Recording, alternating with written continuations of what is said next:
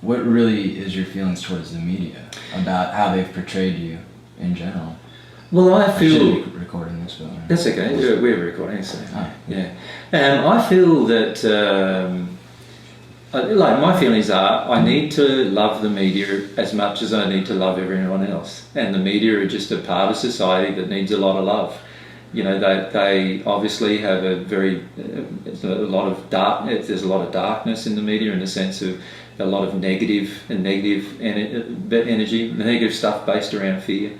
And I feel that, basically they need to learn how to love. And the best way I can teach the media to learn how to love is to have some ethics in my relationship with the media. So what I'm attempting to do is I say to the media, look, you can interview me, but we are going to record you interviewing me now. Mm-hmm. And most of the media refuse under those circumstances because they don't have the option of editing out anything then. And that then, they love editing because editing allows them to tell a story that they want to tell without being true. Music, all that stuff. Exactly, yeah. Oh, I love the fact that they have this picture of you that pops up where you're just kind of like... Yeah, I was probably in a seminar, as you know, I act up a bit in the seminars. And it looked like the sun was shining in your eye or something, and you just turned away. And in the seminars I generally act up a bit and I put on all sorts of faces and whatever else, and I'm sure they've had, people going through all of those seminars, which are in their 2-hour, blocks on YouTube, looking for the exact moment that I do something, and they grab that and put that as a still, Yeah, no, it's just... Media is a monster. They know how to get that stuff down. Yeah, I believe the media could be, and I feel a lot of the media, the underlying principles of the media that began many hundreds of years ago, started from some very good basic principles about freedom of speech, the ability to let everybody know what is actually happening rather than having everything hidden. So there was a lot of very good underlying principles guiding the inception of the media industry. I just believe, unfortunately, like many other things on this planet, it's become so diluted with a lot of unloving, fear-based, manipulation that in the end it now it's no longer a force for the good that it was originally created for. I believe it can return to that, and in fact, in a lot of ways, I believe that more and more people are starting to desire the media to return to that. More and more people are getting sick and tired of the misconceptions and manipulation. Yeah. Now, so is it true that the Australian authorities, I guess, have told people to stay clear from you? I don't know. Do you get messed with the authorities? Did they ever? Never. I've never been messed with.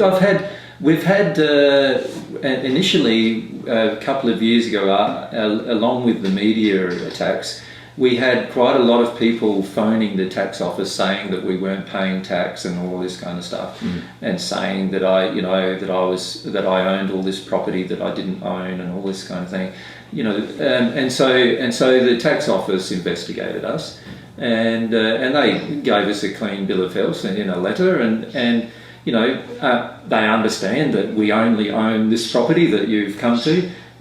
We don't own any other property. There are people we know who own other properties who invite us to their properties at times, and also who invite us to, share with them what we believe would be good for the property in terms of harmony with love. But we don't have any control of it. We don't own the property. And we have no desire to own any more properties than this one. And in fact, we feel in the long run we might not own any property. So there's a lot. Even there was a lot, and it was interesting writing and actually working with the tax office, answering some of their questions, because it's hard. You end up becoming friends with them, or what? Well, yeah, you do. It's hard to answer a question where there's no evidence to support that. Yeah. So, for example, they ask me for a list of all the properties I own. So I give them my property, and they say, well, "You don't own this one, this one." No, I don't. Other people own them. Do you want me to get them to send you a list of what they own? No, they don't, because they just investigated me. Okay, but it's hard to prove that something isn't true when it's never happened. Right. Unfortunately, there must have been some people who believe these things, and I don't know how they do, because I've been pretty open about how everything's happened on the net. But I feel there's a lot of the media says some things and then everybody believes that to be true, and then it's like Chinese whispers, it all turns into a mountain when it wasn't even a molehill to begin with. And I feel that that's really what's happened with a lot of people in Australia probably believe things about us, and even a lot of people in our community probably believe things about us that are not true based on what the media has stated. But all I can do is suggest to them, look, investigate it fully, rather than just believing what's put in your face by people who have an obvious motive, which is to gain your ratings and to have some advertising revenue, Yeah, I know, just watching those videos and seeing how the media had edited and portrayed everything was like, you just kind of turn the music off and you kind of just really just pay attention to what you're saying. It's not so much dangerous or chilling as they want to. In fact, most people feel that it makes a lot of sense. I guess so. I guess that's why I'm here too. And even if they don't agree with what I'm saying, they certainly don't feel that it's got any negative, ability to harm a person's life by following. Yeah. We've been accused of all sorts of things, hey? Like, we've been accused of killing children and all sorts of things. Man, it's just like, we've been accused of breaking up families, for example. And in fact, on video, Igor, who's behind the camera there, has been accused of being accused of breaking his family and his marriage up. Well, his wife's just there, right? And they're still married, and they're still in a relationship together. So, it's all just... And ironically, the guy who interviewed knew that. That's the sad thing, I feel. He was a minister of religion who did the interview, and he knew that Igor was still married to Lena and that they are still together. He knew that, and yet he still implied through his words that wasn't the case. Well, I think that's more of a personal choice if they're deciding to leave somebody rather than you telling them.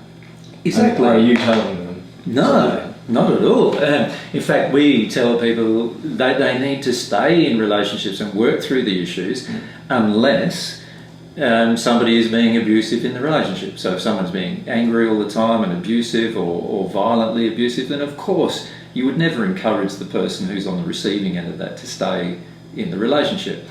But we encourage people to work through the issues of love. If after they work through the issues of love, they still do not believe that they can live in a loving arrangement or a relationship with this person because they no longer have any strong sexual desire for them, then leave. And give that person the freedom to make a choice to live with somebody else who does have those kind of feelings for them. But we never... it's very rare for us to give personal advice to any couple. And what we're trying to do lately is that there are some couples who are wanting personal advice, and what we're thinking of doing is actually putting them all around a table like this, getting a couple of cameras in there, and then making sure that any advice that we give them is recorded for public knowledge so that they can actually see what advice... So they really can't mess with you, I guess. Exactly, yeah. So the main reason why we record these interviews now is because we've been messed with so much that in the end we've had to just... go ahead and record them just as a way for us to prove that a lot of the things that are being said are just so totally incorrect. Yeah. See, whether I believe you're Jesus or not, I didn't want to portray you in any way that the media already has, because it's already been done, really. Yeah, and to be honest, I don't even feel it's important that anybody believes that I'm Jesus. I'm just tired of dealing with the fact that people are saying to me, because you're saying I'm Jesus, I can't listen to anything else you've got to say. I think that's pretty illogical. A lot of times that's a deal breaker right off the bat. Yeah, it is, most of the time, unfortunately. I also don't believe that just because I'm saying I'm Jesus that I'm like every other person who's saying they're Jesus. I also don't believe that just because I'm saying I'm Jesus that I'm a leader of a cult, because I'm not. I also don't believe that just because I'm saying I'm Jesus that means I want to start a new religion, because I don't. So there's all these suppositions that are made and misconceptions that people have in their own life, it begins in their own life about Jesus, that they then think that, because I'm saying I'm Jesus, it means all these other things, and it doesn't. my suggestion is, if they really want to know what it means, there's 700 hours of videos on the net right at this moment for free that they can have a look at what it really means, and they can either agree or disagree with that. It doesn't really worry me whether they agree or disagree. I'm just doing what I'm passionate about doing and what I sincerely believe in. And I know who I am. I don't need anybody to tell me, and I certainly don't want anybody to worship me in any way or to follow me just because I'm Jesus. In fact, the majority of people don't follow me because I'm saying I'm Jesus, which is the irony. The media are accusing people of following me because I'm saying I'm Jesus. If you ask most of the people who listen to me, they say they're there despite the fact that I'm saying I'm Jesus. Yeah. So, guarantee if you said you weren't Jesus, I mean, yeah, the success would probably be you could have books out and all that. Yeah. One of my favorite things I saw was this homemade video of I think it was an evangelical Christian woman that was like, Jesus did not have relations with Mary Magdalene. Jesus is a holy and whatever person, just whatever. And that really cracked me up because it's like, that's what you believe. That's well, the interesting thing is for her, she lives now in this life, and obviously she, as a Christian, would not proclaim she had a previous one. So she's living 2,000 years after I existed in the first century. It's making suppositions on books that were written 300 years after I was on earth about my life. Now, the reality is I lived my life in the first century, and so did Mary, and we know whether we have a relationship or not. Whether anybody wants to believe us doesn't really feel very important to us. The reality is we know who we are. We also know what relationship we had. If people want to believe that I was pure and holy and never had a sexual relationship, well, they're able to believe that if that's what they want. I'm suggesting to them that it causes a lot of damage to their own faith when they do that. Yeah, what happened between 12 and 30? Exactly.